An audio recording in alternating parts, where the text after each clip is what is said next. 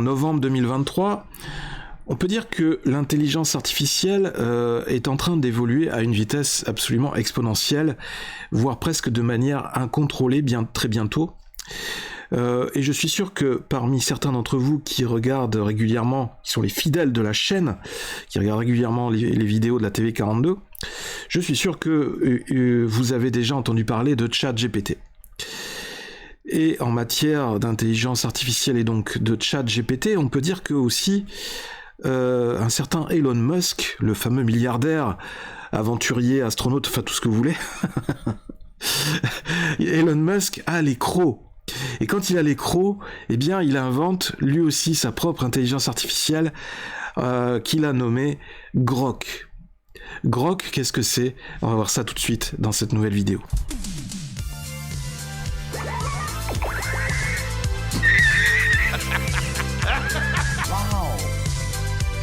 C'est toute l'histoire de ma vie. Plus besoin de coquillage. On parlera en présence de ton avocat. Toc toc. Vous savez que vous avez un problème de comportement. Ah! S'il peut saigner, on peut le tuer.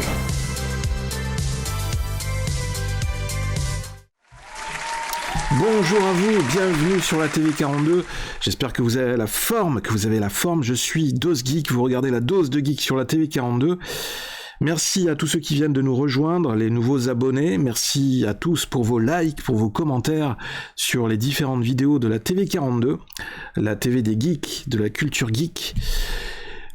Tous ceux qui aiment s'amuser, qui aiment faire preuve d'humour et aussi se cultiver et cultiver ses connaissances, cultiver ce souvenir, cette nostalgie aussi de tout ce qui nous a aidé à grandir, tout ce qui a marqué notre adolescence et aussi notre façon d'évoluer en tant qu'adulte.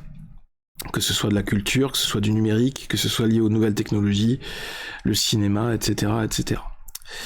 Mais aujourd'hui, on va parler intelligence artificielle et aussi, vous allez voir, un petit peu en lien avec les réseaux sociaux, puisque, comme vous pouvez le voir à l'écran, on va parler d'Elon Musk, qui, à son tour, après ChatGPT, vient lui aussi de créer sa propre application d'intelligence artificielle dédiée au texte, à l'écriture, une sorte d'interface qui permet de communiquer avec un bot d'intelligence artificielle. Et donc lui, sa propre application ChatGPT, il vient de l'appeler Grok et il vient de la lancer. Donc ça va être le thème de cette nouvelle vidéo et vous allez voir que y a à dire. Donc comme vous pouvez voir, Elon Musk dégaine l'IA Grok, une alternative rebelle à ChatGPT. Elon Musk compte lancer un chatbot boosté à l'intelligence artificielle dans les mois à venir, développé par sa startup XAI. Il y a toujours des X quelque part avec Elon Musk. Et baptisé Grok, il commence à être disponible pour un petit panel d'utilisateurs. Donc il est certainement en phase de test aujourd'hui, avec les premières personnes qui testent l'application, en attendant un lancement officiel. OpenAI n'est pas une inconnue pour Elon Musk, en effet le milliardaire est l'un des fondateurs de la société qui a lancé ChatGPT, mais en 2018, soit quelques années avant le succès planétaire de la célèbre intelligence artificielle générative, d'ailleurs ChatGPT qui a encore évolué ces derniers jours vers une version encore plus améliorée, ce qui est apparemment une nouvelle évolution assez spectaculaire, d'après ce que j'ai lu. Le milliardaire a décidé de quitter le navire en raison d'un conflit, donc le navire de OpenAI et de ChatGPT, en raison d'un conflit avec les autres dirigeants. Un choix qu'il doit sans doute amèrement regretter aujourd'hui. Mais peut-être pas tant que ça, puisque du coup ça lui a donné l'envie de créer sa propre application et donc de créer Grok par la suite. C'est souvent d'ailleurs suite à des échecs comme ça que les entrepreneurs créent leur propre business ou créent des business qui cartonnent par la suite. Sans grande surprise, le PDG de Tesla et de SpaceX veut donc revenir sur ce marché en plein essor et au plus vite. Une première version d'une intelligence artificielle développée par sa société XAI vient à ce titre d'entamer ses tests. Donc là on voit l'illustration Announcing Grok. Grok, une IA originale signée XAI. La startup XAI a été créée en juillet 2023 par Elon Musk. Lui, il crée une startup tous les mois, hein, il n'y a pas de problème. J'aimerais pouvoir avoir ce luxe. Composé d'ingénieurs et scientifiques de divers horizons, Microsoft, Google, OpenAI ou encore Tesla, cette nouvelle entité se fixe comme principal objectif de comprendre la véritable nature de l'univers. Rien que ça. Ça va être la devise de cette intelligence artificielle de Grok, c'est-à-dire qu'elle va... c'est du machine learning, c'est-à-dire qu'elle va apprendre au fur et à mesure des échanges et des sollicitations qu'elle a par ses utilisateurs, par les usagers. Donc elle va apprendre par elle-même, et le but de cette nouvelle intelligence, de ce robot conversationnel, de cette nouvelle intelligence artificielle, ça va être de répondre à la grande question sur l'univers et tout le reste, n'est-ce pas? On va en parler. C'est pour ça que sur la TV42, je ne pouvais pas ne pas parler de cette nouvelle application Grok, puisqu'on est en plein dedans, on est en plein dans le 42. Vous allez voir, il s'est inspiré du guide du voyageur galactique pour donner un but, un objectif à cette application pour le concept de cette intelligence artificielle. Donc le but de Grok, ça va être d'essayer de trouver la réponse à la grande question sur l'univers et tout le reste, quel est le sens de la vie. En fin de semaine dernière, Elon Musk a finalement annoncé la mise à disposition de la première intelligence artificielle de XAI nommée Grok à un premier groupe d'utilisateurs fidèles à ses habitudes. Le fantasque milliardaire n'a pas joué la carte de la modestie. À bien des égards, il a dit c'est la meilleure IA qui existe actuellement. Donc là, voilà son tweet. Tomorrow, XAI will release its first AI to a select group. In some important respects, it is the best that currently exists.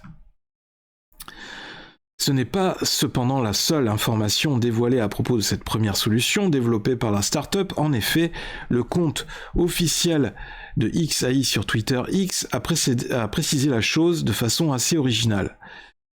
Grok est une IA inspirée du guide du voyageur galactique destinée à répondre à presque tout et plus difficile encore à suggérer les questions à poser. Le côté obscur de la force de l'IA. La startup souligne que l'intelligence artificielle répondra aux utilisateurs avec un peu d'esprit et un côté rebelle. Elle conseille donc de ne pas l'utiliser si vous détestez l'humour. Donc j'imagine qu'il y a des fois elle va répondre de façon décalée et avec beaucoup d'humour. Mais est-ce que l'intelligence ce n'est pas ça après tout? Est-ce que ce n'est pas la capacité à faire des traits d'humour, à avoir beaucoup d'humour? Parce que souvent on dit que les gens cons sont des gens qui n'ont pas d'humour, qui ne sont pas capables d'avoir ce petit... ces petites choses qui pétillent dans la vie. Et l'humour, ça fait partie de ça. C'est ça un peu qui nous permet d'égayer nos vies. Parce que sinon, si on devait s'attarder sur tout ce qui est triste, sur tous les drames qui nous entourent tous les jours, la vie serait trop chiante. La vie ne vaudrait pas d'être vécue. Et qu'est-ce qui nous resterait à part l'humour et les traits d'esprit. Et c'est pour ça que je dis, est-ce que l'humour, finalement, ce n'est pas un signe d'intelligence? Et est-ce que ce n'est pas lié, finalement, à l'intelligence artificielle? Est-ce que l'intelligence artificielle ultime, finalement, ce ne serait pas celle qui serait capable, elle-même, de faire de l'humour, au même titre que les humains? Et c'est peut-être là où... peut-être que Elon Musk va réussir en touchant du doigt cet exploit, c'est-à-dire en créant une intelligence artificielle presque humaine, voire presque surhumaine. Parce que qu'est-ce qui caractérise l'humain, l'humanité? Quelque part, c'est les émotions. C'est cette façon de ressentir les choses et de rebondir, d'avoir cette faculté d'adaptation, de rebondissement, de réaction par rapport aux événements, de ressentir des émotions et aussi d'improviser, d'avoir cette part d'originalité et de surprise, d'imprévisibilité dans tout ce qui nous entoure. Et l'humour fait partie de ça. puisque l'humour fait appel à des émotions. Donc c'est très fort, c'est très fort. XAI précise aussi que l'IA pourrait répondre à des questions spicy, c'est-à-dire je pense que ça doit être un peu des questions un peu sensibles, hein, sur des thématiques un peu sensibles, jusqu'alors non autorisées par la plupart des modèles d'intelligence artificielle, sans trop en dire sur ce que cache cette tendance épicée. Mais moi je devine un peu, parce que sur ChatGPT ou sur d'autres applications, vous pouvez voir, si vous avez testé, qu'il y a certains sujets, même souvent de la politique ou autre, il y a des sujets sensibles, ou même des sujets woke, que vous ne pouvez pas aborder, ou alors l'intelligence artificielle est volontairement bridée. Et donc, du coup, ça limite énormément le champ d'études, le champ de recherche. Pour finir, on apprend que Grok se différenciera de la concurrence grâce à un avantage unique et fondamental, la prise en charge en temps réel du contenu disponible sur Twitter X. Reste maintenant à savoir comment l'IA gérera la véracité des informations. Oui, c'est un point régulièrement reproché au réseau social, racheté en octobre 2022 par Musk. Effectivement, c'est un peu le point faible de Twitter X, c'est que il est souvent taxé de manque de modération et de diffusion ou d'encouragement à la désinformation et aux fake news. Enfin, en tout cas, c'est ce que les médias officiels et les détracteurs de Twitter et d'Elon Musk leur reprochent. Et donc parce que en fait, comme on l'a dit dans des précédentes vidéos,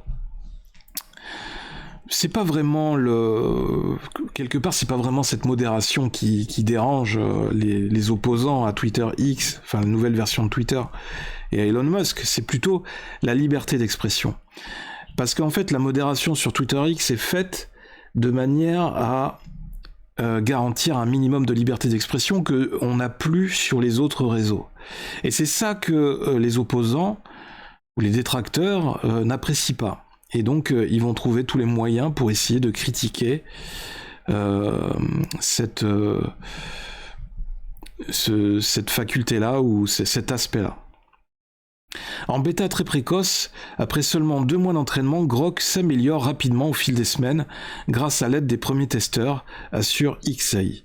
Aucune précision n'est fournie concernant une disponibilité plus étendue de cette intelligence artificielle, tout droit sortie du cerveau, le cerveau malade d'Elon Musk.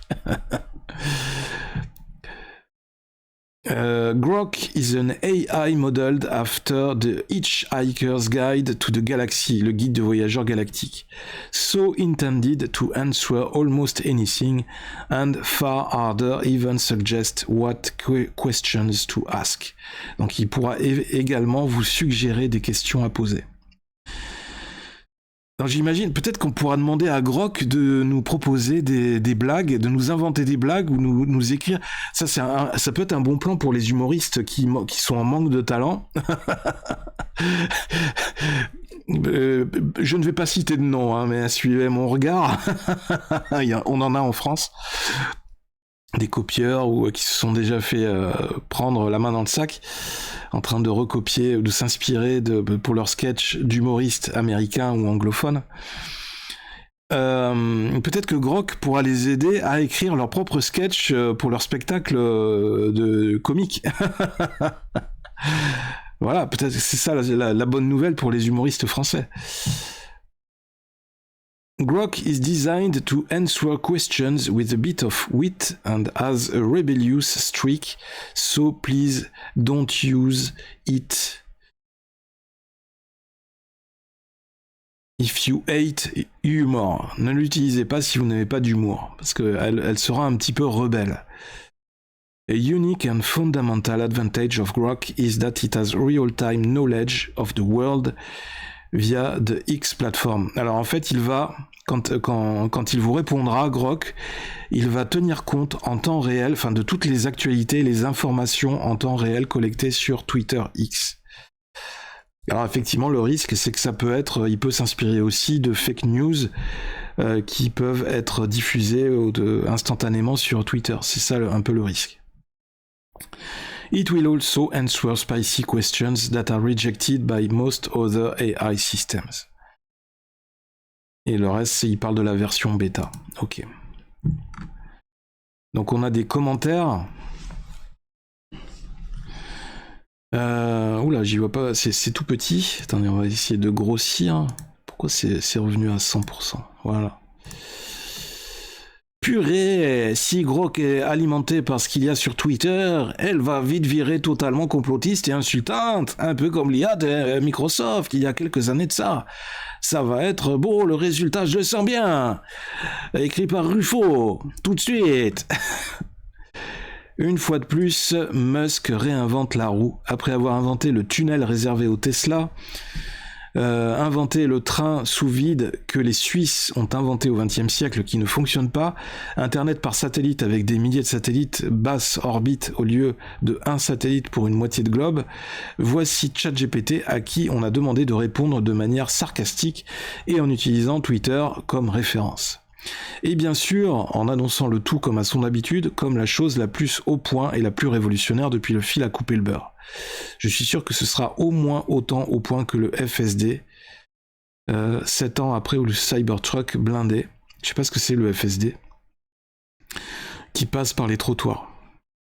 Alors, je suis pas tout à fait d'accord avec cette remarque un peu cynique, parce que moi, je trouve que ChatGPT a quand même des limites. Parce que, alors effectivement, c'est bien, c'est magnifique, quand on lui pose des questions lambda sur des sujets triviaux, des sujets standards, des sujets de société, enfin des trucs basiques pour des formulaires ou pour des démarches ou n'importe quoi, ou sur des sujets classiques, il va vous répondre de manière très formelle, ou même sur des sujets pour des vidéos YouTube, etc. Sauf que pour l'avoir pratiqué, on sent quand même qu'il y a des fois on atteint certaines limites. On sent que l'IA est assez bridée sur certaines thématiques, sur certains sujets, parce que ce sont des sujets où il faut rester politiquement correct. On sent clairement que sur certains sujets politiquement corrects, certains sujets sensibles, on va dire, ChatGPT est bridé volontairement. ChatGPT a des consignes et doit répondre à côté, ou alors doit faire une réponse volontairement floue. Notamment lorsqu'il s'agit d'élections, les élections américaines ou des choses comme ça. Et ce qui laisse à penser aussi que ChatGPT, au niveau de sa orientation politique, pourrait être plutôt démocrate, dans les réponses qu'on a vues, parce que évidemment il y a certains partisans ou des fans politiques qui ont voulu, des différents partis politiques qui ont voulu un peu tester l'orientation politique, et on a vu au fur et à mesure des réponses que c'était quand même plutôt orienté à gauche. Donc c'est ça le risque aussi, c'est que c'est bien de créer une intelligence artificielle, mais il faut que ce soit un minimum neutre. Faut pas que ce soit partisan dans un sens ou dans un autre. Et c'est ce qui est en train de se dessiner avec ChatGPT. C'est ce que je regrette. Donc quelqu'un qui n'a pas une conscience, ou qui n'a pas un regard objectif, ou qui n'a pas suffisamment de recul par rapport à tout ça, qui n'est pas capable de faire la part des choses par lui-même, peut très vite être influencé facilement par une IA comme ChatGPT dans différents domaines politiques comme autres, comme orientation sexuelle ou autre, parce que ChatGPT va se contenter de balancer les discours officiels, les discours qui sont politiquement corrects et que justement les entités au pouvoir veulent véhiculer, veulent promouvoir. Là où ça peut être intéressant d'avoir une IA alternative comme Grok, c'est que, Musk va essayer d'appliquer son concept de liberté d'expression qu'il applique déjà sur Twitter X. Il va essayer de l'appliquer ou de l'étendre aussi sur Grok. Et finalement, je pense que c'est ça qui est bien. C'est peut-être ça l'avantage, ou peut-être la bonne nouvelle de cette info, c'est que Grok peut être la première IA totalement libre de s'exprimer, libre de faire de l'humour sur tout type de sujet, libre de donner une réponse en pesant tout, en étudiant tous les aspects objectivement de chaque question. Alors que ChatGPT va se fermer à certains sujets volontairement. Donc ça, c'est la véritable liberté d'expression, c'est la véritable liberté d'accès à l'information. Contrairement à d'autres procédés qui, au contraire, peuvent nous enfermer dans une certaine vision. Voilà, et on le voit bien dans la société dans laquelle on vit aujourd'hui, surtout la société occidentale, mais même aussi les autres régimes dans le monde entier, que ce soit en Chine ou autre.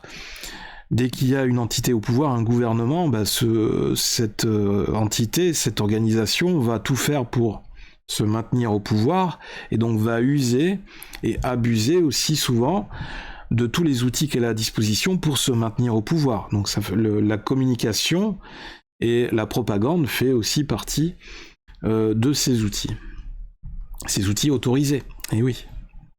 Et c'est pour ça que chaque citoyen doit avoir un œil aiguisé, un œil averti par rapport à toutes ces questions, à tous ces outils-là. Et c'est pour ça que quand j'entends les gens parler, réagir, rebondir par rapport au numérique, tout ça, Internet, web, l'informatique, le numérique, tout ça, j'y connais rien, je m'en fous, ça m'intéresse pas, j'y touche pas. Je trouve que c'est une grave erreur. Je trouve que dans la société d'aujourd'hui, qui est inondée d'informations, et où tout se passe sur Internet, je pense que c'est passé à côté quand même du plus important, et c'est d'autant plus se tirer une balle dans le pied, parce que en fait c'est se priver des armes nécessaires pour comprendre tout ce qui nous entoure, tout ce qui se passe, tous les événements, et c'est manquer d'objectivité.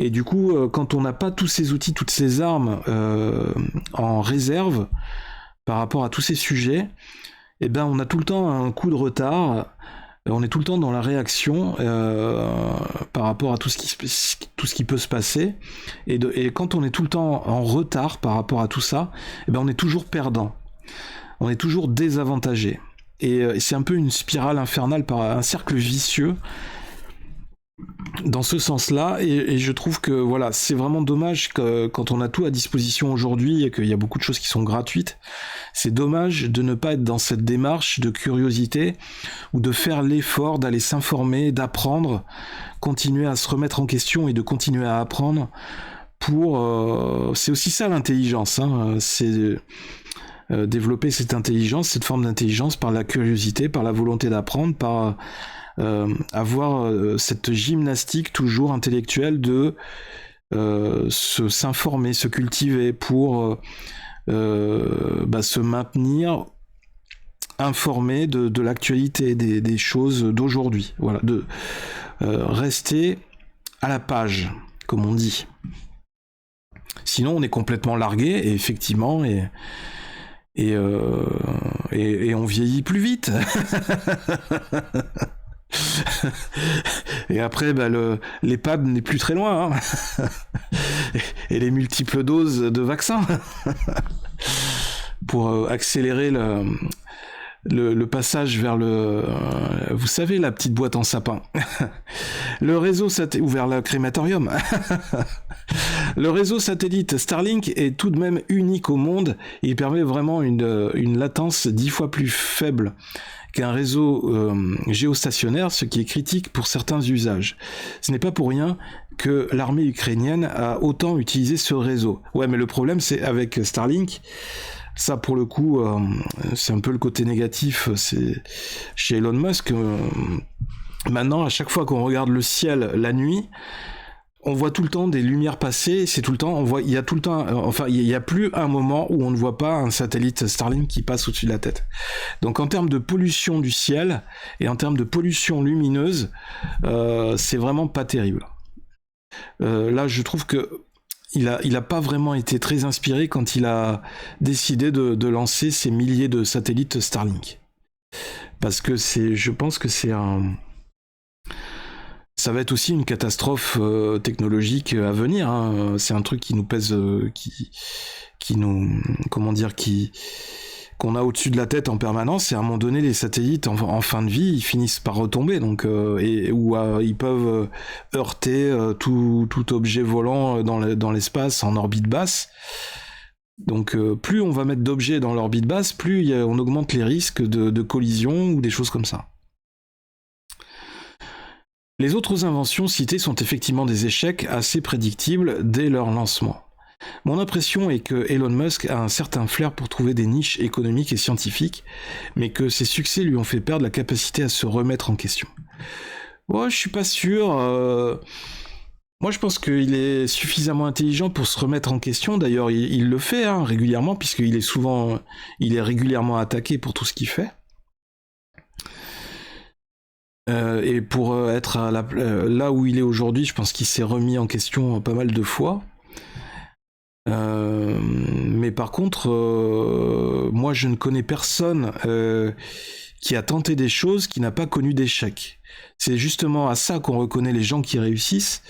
Ce sont des gens qui ont tenté plus de choses que la moyenne des autres personnes. Donc, et c'est sûr que quelqu'un qui ne tente rien n'a jamais d'échec. Donc ça, c'est sûr que c'est facile de critiquer. Donc c'est normal, quand on lance plein de choses, c'est normal qu'il y ait des échecs. C'est tout à fait normal, et il n'y a pas de raison à critiquer les échecs. Et c'est justement par les échecs que les gens apprennent et grandissent. Et Etésium qui nous dit « Il est doué pour trouver des idées, mais malheureusement ça ne dure pas une fois. Ça ne dure pas une fois qu'il y a un bénéfice à faire. Il a bien fondé OpenAI et participé au début de GPT, mais heureusement l'a quitté avant l'arrivée de GPT-3 et tous les dérivés qu'on connaît aujourd'hui. » Ouais, bon, ok. Ensuite, ah oui, il y avait eu des réactions sur Twitter avec cette petite illustration qui représente, qui symbolise ChatGPT par rapport à la Terre, par rapport au monde, et Grok qui arrive, qui est encore plus gros, qui risque d'être encore plus gros que ChatGPT. Parce que évidemment, les fans d'Elon Musk sur Twitter ont réagi, et ah oui, hashtag Grok the Universe. Donc peut-être que ChatGPT risque à terme d'être menacé par l'arrivée de Grok.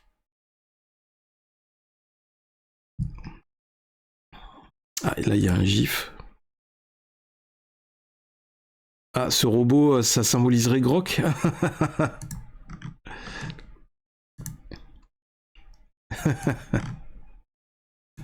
Cool. Et oui. Et alors ensuite, qu'est-ce qu'on a eu d'autre ? Ouais. Voilà, là je sens que il y en a qui vont pas être contents. Je sens que cette vidéo va être à nouveau menacée, parce que vous savez que il y a eu 2 vidéos qui ont été supprimées par YouTube sur la chaîne ces derniers jours.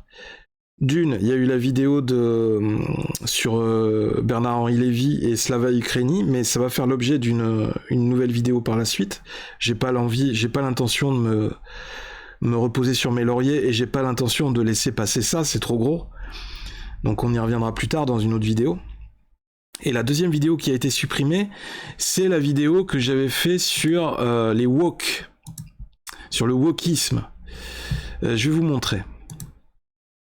Alors, on va aller dans le YouTube Studio, parce que c'est trop gros en fait. Donc voilà, avertissement pour atteinte aux droits d'auteur, non-respect du règlement de la communauté. Alors c'était quoi ? Voilà. Alors j'ai fait appel, donc, mais l'appel a été refusé. Merci d'avoir fait appel. Donc après examen, nous avons déterminé que votre contenu, le wokisme va trop loin, protéger vos enfants, a quand même été supprimé pour atteinte aux minorités. Alors attendez, aux communautés... attendez, on va regarder ça. Alors, c'est YouTube Studio. Je vais vous montrer la vidéo. Enfin, elle a été supprimée direct, j'ai même pas pu la récupérer. Donc on va aller, on va afficher 50 vidéos par page.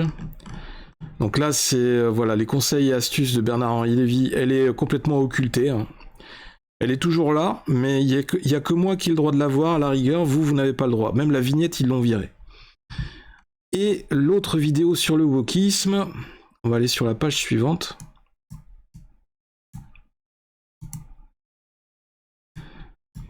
Toc. Elle est où? Voilà, le wokisme va trop loin. Donc on va regarder. Voilà, supprimer, règles et conditions d'utilisation, examiner. On va examiner les notifications qu'ils nous ont mis. Voilà. Il y a peut-être un problème avec votre contenu. Nous avons identifié un cas potentiel de non-respect du règlement de la communauté YouTube dans le post que vous avez publié. Pour assurer la sécurité de notre communauté, nous l'avons supprimé. Votre chaîne a reçu une mise en garde. Donc c'est même pas un copyright strike, c'est une mise en garde. Voilà, donc c'est nouveau, je connaissais pas ça. Et ils ont supprimé la vidéo. Vous pouvez suivre une formation pour faire disparaître la mise en garde, faire appel de notre décision ou ne rien faire. En savoir plus sur les modifications apportées au système d'avertissement.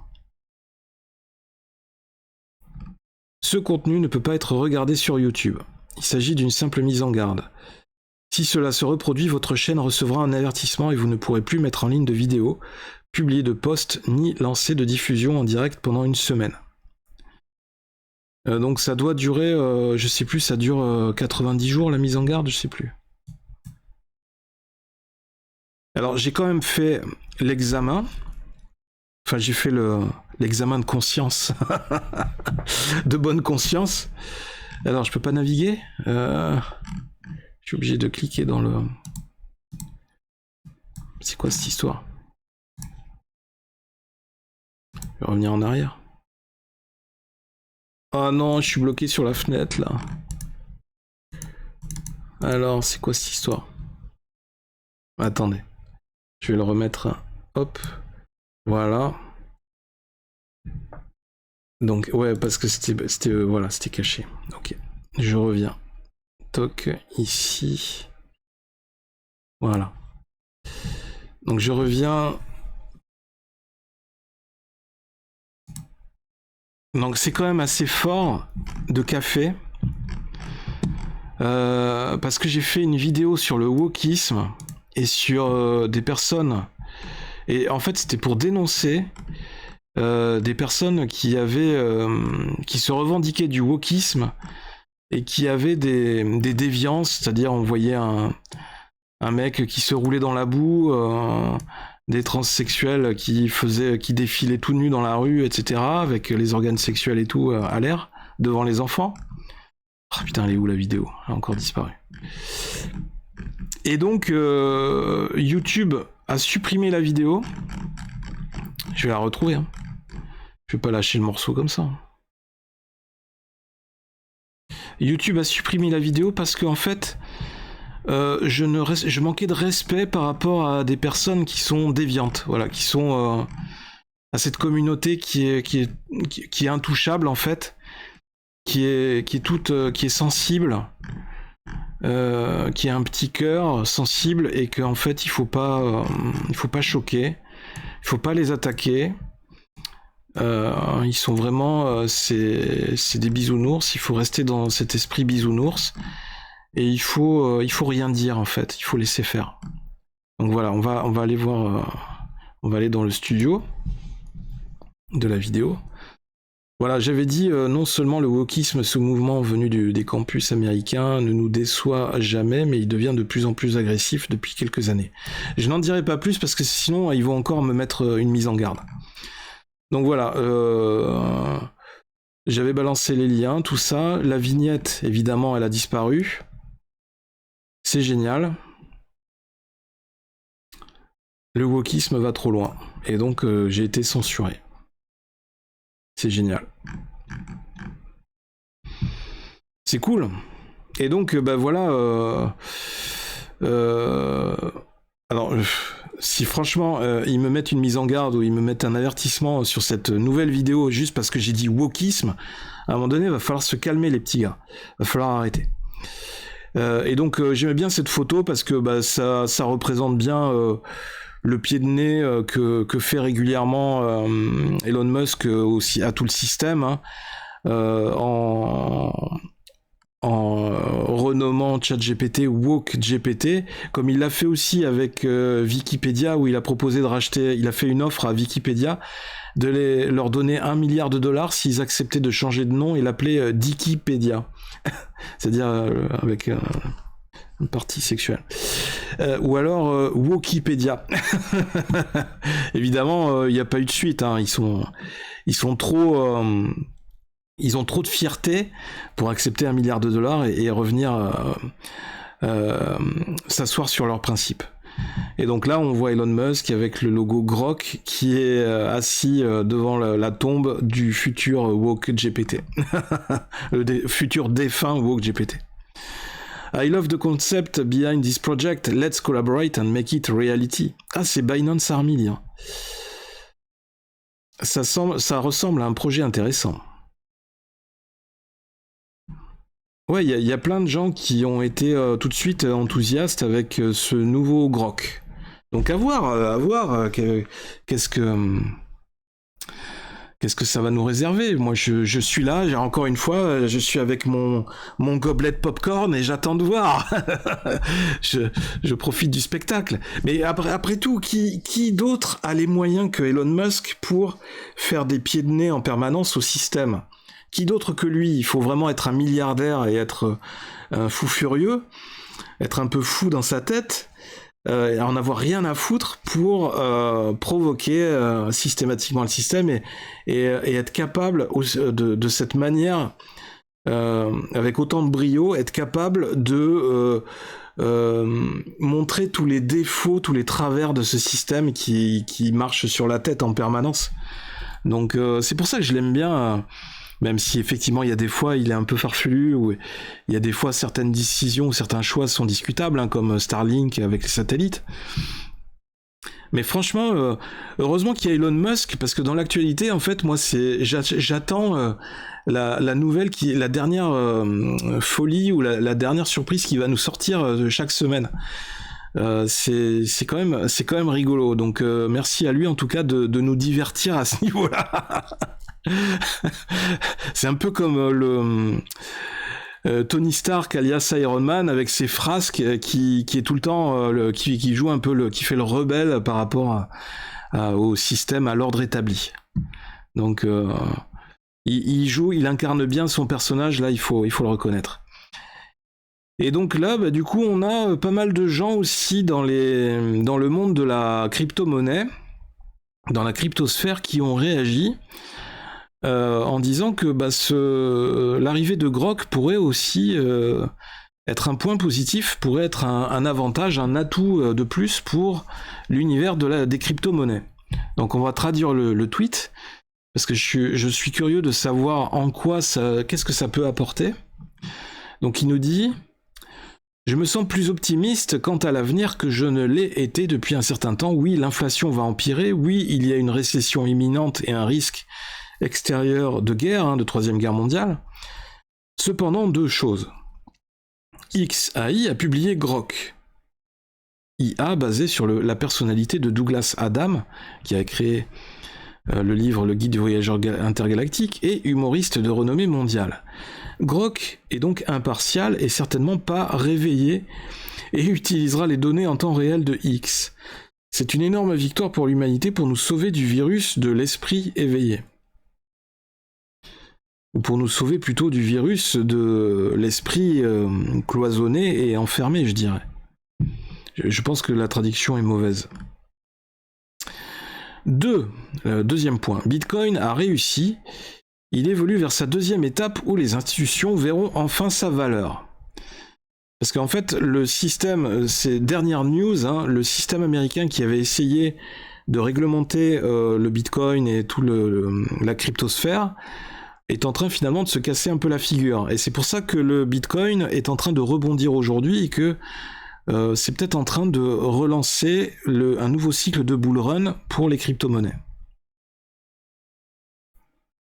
Bitcoin évolue vers sa deuxième étape où les institutions verront enfin sa valeur. Sa rareté absolue, sa sécurité et sa portabilité offrent à l'humanité une voie d'évasion face au fiat et à l'inflation. Et aussi au contrôle des peuples, des populations par la monnaie. Parce que le Bitcoin, les crypto-monnaies, permettent aussi cette forme de liberté par rapport au système bancaire habituel. C'est beaucoup plus d'indépendance. Je pense que nous avons une chance de nous battre par rapport au système, bien évidemment. Pas de son. I'm actually coming to you with optimism. I know if you've watched any of my macroeconomic discussions, I've been talking about the pending recession and the dollar deflating and inflation going higher, which are all, by the way, I still think true. But a couple of things which really fill me with optimism. Donc là, il nous dit en anglais ce que je viens de dire. Pareil, donc les gens semblent plutôt d'accord avec lui. Donc c'est un spécialiste dans les crypto-monnaies, Bitcoin, vétéran de la guerre, et oui, donc il gère des portefeuilles. Hodl Recruiter sur Twitter. Donc un investisseur professionnel dans les crypto-monnaies, ce que je ne suis pas. Mais je détiens quand même un petit pécule en espérant que cela va fructifier dans les prochains mois, voire peut-être dans les prochaines années, si effectivement ce nouveau bull run se confirme. Bien. Et si vous voulez en savoir plus, je vous invite à consulter les vidéos que j'ai fait par le passé sur la chaîne sur les crypto-monnaies. Parce qu'il y a quand même, où j'ai donné quelques pépites, quelques informations, ça peut aussi vous aider si vous voulez vous lancer dans les crypto-monnaies. Plutôt que l'épargne standard, l'épargne habituelle qui ne rapporte maintenant quasiment plus rien. Bien, ainsi s'achève cette vidéo sur Grok, la nouvelle intelligence artificielle que nous prépare Elon Musk. Je suis impatient de voir ça, de la découvrir quand ça va être lancé. Peut-être que ce sera l'occasion de faire une vidéo là-dessus. N'hésitez pas à réagir dans les commentaires de cette vidéo, à me donner vos premières impressions. Qu'est-ce que vous en pensez? Ben voilà, de toutes ces questions. La liberté d'expression sur Internet, est-ce que Grok va un petit peu révolutionner tout ça, tout ce système de l'intelligence artificielle? Est-ce que ça va apporter vraiment une valeur ajoutée? Est-ce que ça va changer la donne? Ou au contraire, est-ce que vous le voyez d'un mauvais œil? Est-ce que ça vous inquiète un peu? Ou est-ce que vous regardez ça avec beaucoup de dérision et vous dites encore une arnaque de Elon Musk, encore un truc qui va faire flop? Ce qui n'est pas dit, hein. On va bien voir. Voilà, je suis curieux de savoir. En attendant, si vous avez aimé cette vidéo, si vous avez apprécié le contenu, si vous avez peut-être appris quelque chose, merci de liker la vidéo, de la partager. Évidemment, merci de vous abonner à la chaîne, c'est très important si vous aimez ce que vous venez de découvrir, si vous avez envie d'en voir encore plus. Oui Thierry, demain il y en aura encore plus. C'était DosGeek sur la TV42. En attendant la prochaine vidéo, n'oubliez pas de laisser parler le geek qui est en vous. On se retrouve très bientôt sur la TV42 dans la dose de geek. À très bientôt. Gros bisous. Bye bye.